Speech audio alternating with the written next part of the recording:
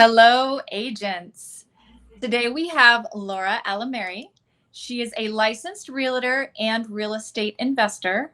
She runs a podcast with her daughter, Liz, called Real Estate Investing Women.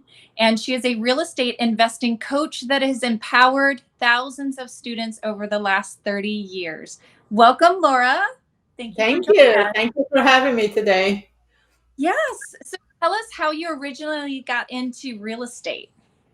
Well, actually, I got in real estate back in 1987. It was something I was looking for to make extra money to pay for college. And I became a real estate agent in Hawaii. That's where I started in Honolulu. And Yeah. I worked for a company, though, they were also developers and investors on the islands. It was called Dolman and Associates. And so I was around 75 agents, 74 were women because the owner of the company believed that women were better at being in real estate. And I was around these amazing agents, women investors that really shaped how I saw real estate moving forward. And so, yeah, that's where I started. Wow. So you became an agent first. Yes, I was an agent at first, a residential agent dealing with a lot of people relocating to the islands and also military. They were relocating to the islands. So, yes, that's what I started with. Uh-huh. And then so what made you pivot and start investing personally? Yeah, it's something that interested me. Like I said, the company I was working for were mainly investors and developers. And Okay. I saw that as the commissions were really good in Hawaii, even back then, the average price on a home was 500,000. This was in the 80s. Oh And yeah. when I moved to the mainland into the Midwest, the commission were not as good. And so I said, well, I remember that actually being an investor, you made more money. So I started exploring that venue about investing in real estate. And that's how I started after I moved to the mainland. Okay. So once you moved to Midwest, that's when you started investing. Yes, So back were in you 91. okay? And then so you started investing in the Midwest, like Yes, locally where St. you Louis. Hmm. Oh wow. Okay. And so what did you start off buying? Were you buying like single family? Yeah, I bought smaller residential properties up to 4 units. I also bought 6 and 8 units. Anything I could get my hands on by being creative because I did not want to put a lot of money down. And I've been studying about how to buy real estate or take over mortgages or doing lease options. So, yeah, that's what I started buying back in 91. And within about 18 months, I had over 40 doors, 16 properties, and all with creative financing, as they say. It's funny because creative financing, is such a kind of hot topic right Mhm. now that I think a lot of people don't realize that it's been around for decades, and that agents have been doing this and investing that way for a very long time. It's kind Yeah. of a trick, so to speak. Definitely something that a lot of us are utilizing right now with these interest Mhm. and everything and these markets. So Yeah, definitely. wonderful. Okay, so then where are you on your journey now? Take us from then to now. Oh, wow. Okay. Well, usually I say this takes me like an hour, but I'll try to condense in a few minutes. So I started investing in rental properties in 91. And then as I was buying rental properties, I stumbled into a real estate broker in 93 who was flipping contracts, mainly what today they call wholesaling. So I went to work for him as an agent, but mainly how to, because I got licensed in the Midwest as well, in Missouri. So I went to work him as an agent, kind of understanding the process, and then I started wholesaling and also doing fix and flip in '94. And then in 95, like a lot of you probably were, I was working corporate at the time too, because, I did finish college and I had to use my degree and that type of thing. So I decided I was going to try to corporate. It didn't really work out for me because at that point I was making more money in real estate than I was doing corporate. And so I decided to get into real estate full time. So then I mainly went into, I own these rentals. I sold a few of them, but I owned most of them. And also I went into flipping contracts.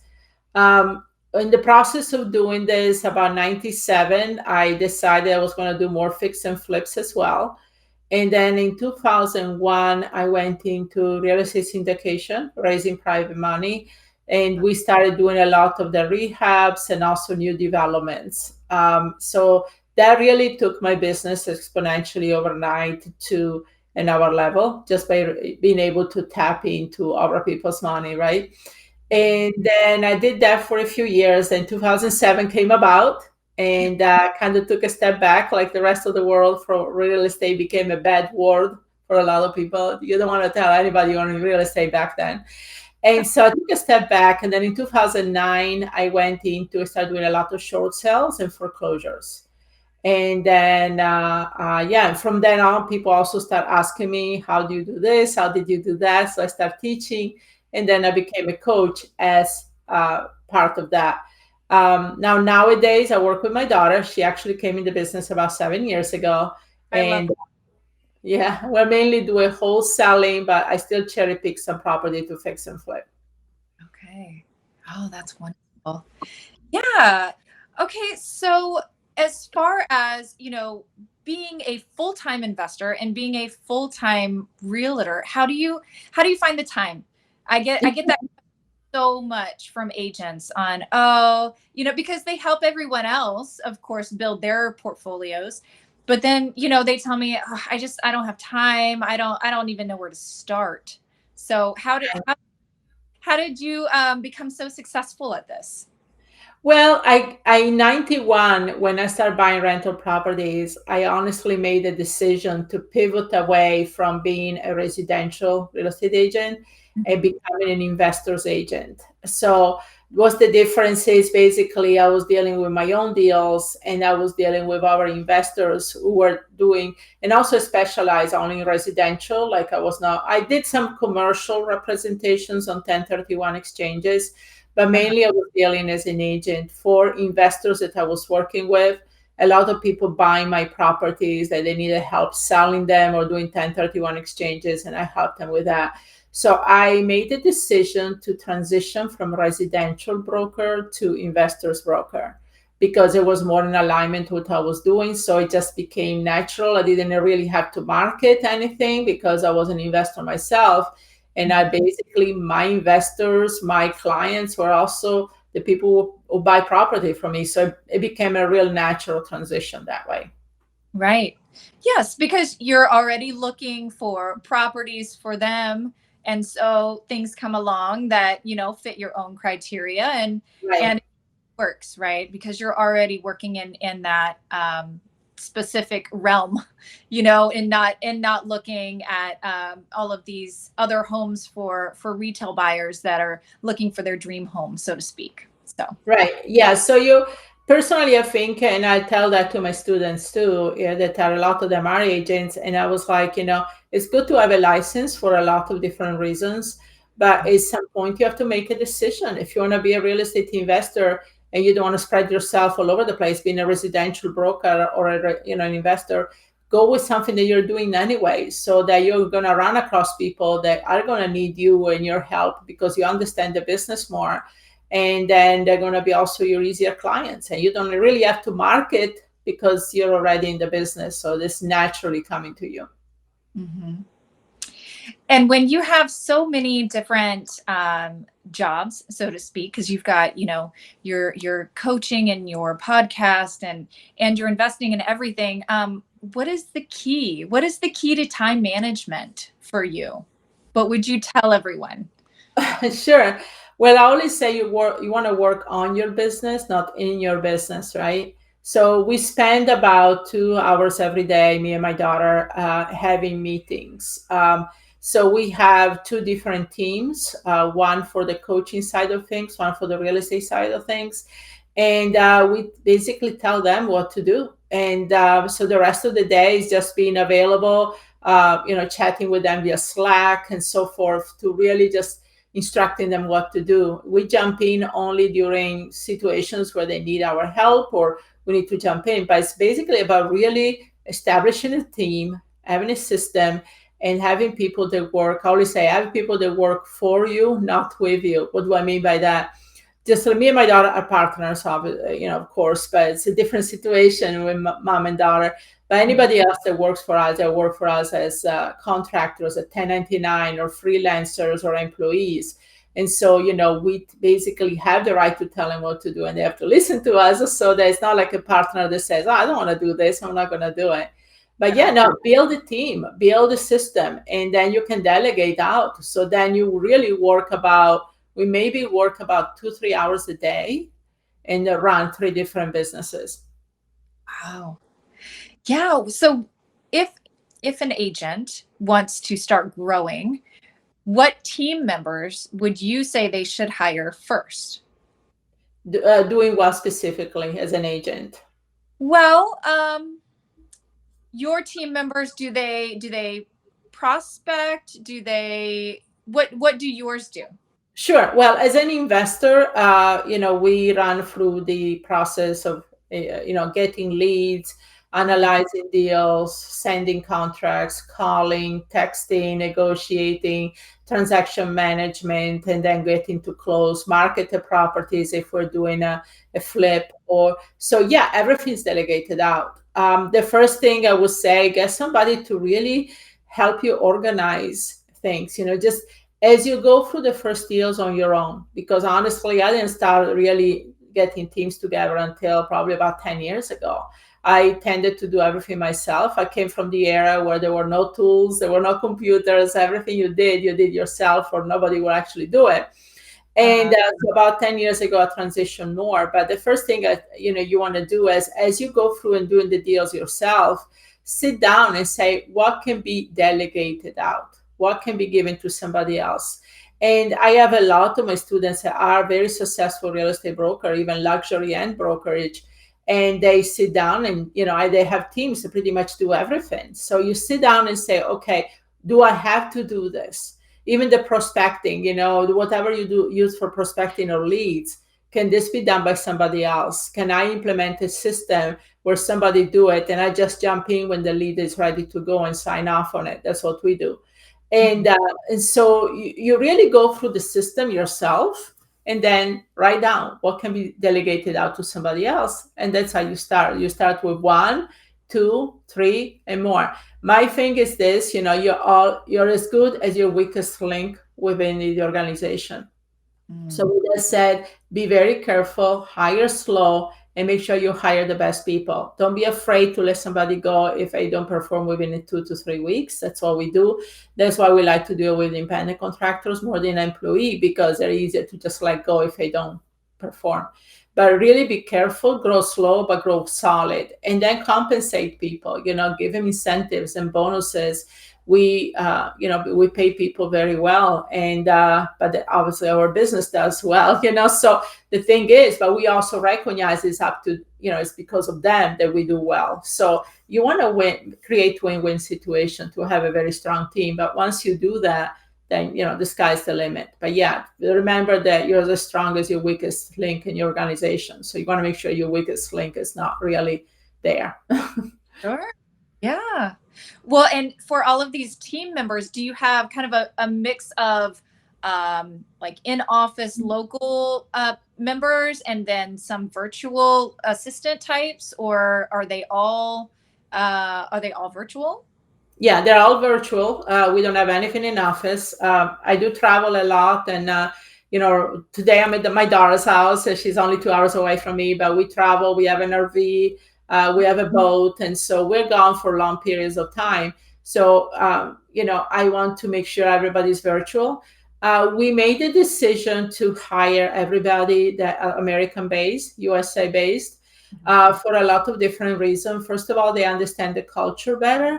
So when you're dealing with potential sellers and leads, they understand if somebody makes a joke or they say something. Being American is obviously, I'm from another country. My accent, I grew up in Italy. So I understand that sometimes, even to this day, I've been in this country for almost 40 years, but even to this day, sometimes some expressions I'm not really familiar with. And so to hire somebody stateside, yes, you pay them a little more, but we noticed that our quality of work was much better. And we do have some from Jamaica, but they understand the American culture pretty well, some assistants. But with that said, yeah, we hire that. We go through websites like Indeed. I love Indeed. We have been hiring a lot through them. And then also we do have companies that also do marketing for us. So we have Facebook ads, we have backlinks, websites, we have all kinds of stuff that we hire companies, states, again, state-based. And I feel better the way I try to hire overseas. But like I said, the culture, understanding how people, especially when you're in real estate, right? You're dealing with sellers, you're dealing prospecting, you're dealing with people that are very, they have a certain way of expressing themselves, and you need somebody that comes through as they know what they're talking about. Right, right. Wow, yes. Oh, that's incredible information. And something that you don't naturally think of right off the bat, but I mean, you're absolutely spot on as far as business and marketing and all of that. Yeah, I understand. Yeah. And your business, I mean, to grow is all relative speaking, right? Because if you spend $10,000 a month in having the right marketing team in place, but you make 100,000 because of 10, to me is a no-brainer. We always compensate people. We give bonuses, we give incentives, because first of all, they'll never leave, and second of all, they make good money. So I make good money, they make good money. So you have to look at it that way. I don't like to say, oh, I can pay people $7 an hour when the quality of the work is questionable. I prefer paying somebody $20 an hour, and because of that, I do more deals. So, yeah, they're giving you the time. They're giving you the time to be able to grow. right, So, definitely, yeah. well, speaking of growing, what are your goals now? What are in your future with all of these avenues and businesses? What does your future hold right now? What are your goals? Oh gosh, I have so many. Well, on the real estate side of things, I work together with my daughter, and she has been strictly wholesaling for about 7 years now. Now she wants to get into also rentals. So I'm training her to be a landlord, basically. So my goal is, I'm 58 years old, and I am at the point in my life where I want to travel and be gone extensively. My goal is more to right now is to raise private money, get into private lending. So that's what I'm doing personally, while my daughter gets more on the real estate side of things. So she's doing wholesaling, she's going to be doing rentals, and I'll provide the money for all that from my private lending sources. So that's what I'm working on. Also, I'm writing a book, and it's going to be coming out in the next few months. And this book is basically a collection of stories from women that have really inspired me in my lifetime. Some where, when I started in the business, my real estate broker that I went to work with, two of them that are going to be in the book. One of them passed away. She was 98 years old, and she got her last commission check on her deathbed. Literally, she closed the deal 2 days before she passed away. And she worked until the end of her life. And my other real estate broker, she's still in Hawaii. I interviewed her a couple of years ago when I was in Hawaii, and she's still there. She's still going strong, and she's 92. Oh my, wow. Right. Other ones is one of my students. She owned 21 properties in 11 months. She bought 21 houses, got them up and running, making over $10,000 a month. And then unfortunately, she passed away from cancer just a couple of years ago. So it's all story of women that were really, empowering, and learned a lot even from me from them. And so I'm launching this book, and also we're coaching. We are really invested in a women community. We want to be all the women that come to us. We strive to be all of them 100% successful. When they ask it, what is your success rate of your students? This is the one that really follow our instructions and learn from it. They're 100%, and they're all of them. They're from all walks of life: real estate agents, people that are looking to transition or looking from a job or looking into retirement. So I want to build our coaching for women like the largest in the country, and we're already out there quite a bit. So we have been on the news like NBC and CBS. So we are looking forward to really build a powerhouse of women that are successful, not women that pay for coaching and never get anywhere with it because it's frustrating. And I think there are a lot of people taking advantage of that. But the biggest recommendation I have for anybody that is a licensed and wants to get into real estate, that come from personal experience, is you have to focus. Choose what you want to do, what your goals are. Do you want to be an agent, which is fine, or do you want to be an investor? And you have to focus at one point, and then you're going to create your strategy, even as a licensed agent, for that. Like licensing for me has served over the years for a lot of things. First of all, the reputation that you have out there, because you are licensed, people know that you have to subscribe by a certain code of ethics. You have to do things a certain way. You learn a lot about the do's and don'ts of the business. You gain a lot of trust from other in the business and also from banks. So there's a lot of positive things about being licensed. And I think that's why they're regulating even investors now. In some states, you have to be licensed to be an investor. Illinois and Oklahoma right now. And I think, and I see that as a positive thing, because it holds people accountable. It holds people that you're not going to do shady things or things that shouldn't be done. Yes. Yeah. And I think a lot has happened with that people got a bad name. Like I say, I don't like the term wholesaling, because to me that's not correct anyway. You're not selling a property, you're selling a contract, and you should be flipping a contract. But keep people accountable, keep people legal. This is a business you can make a lot of money if you do things the right way. Okay, you don't want to be the next show on American Greed, right? So yeah, there is a lot you can do and be licensed and be legal, and you'll be here 35 years from now like I am, still doing it. Wonderful. Great advice. I know. I love free. So I cannot wait to read the when it comes out in a few months. I will be looking for that for sure. Thank you.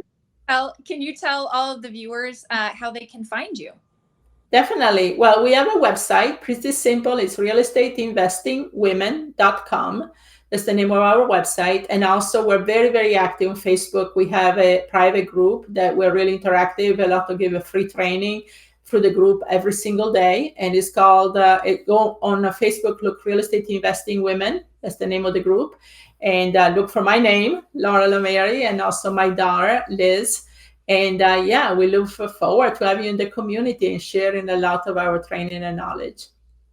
Yes. All right. Well, thank you so much, Laura, for coming on today. And agents, I hope you have a wonderful weekend. Thank you for joining us. Bye. Bye.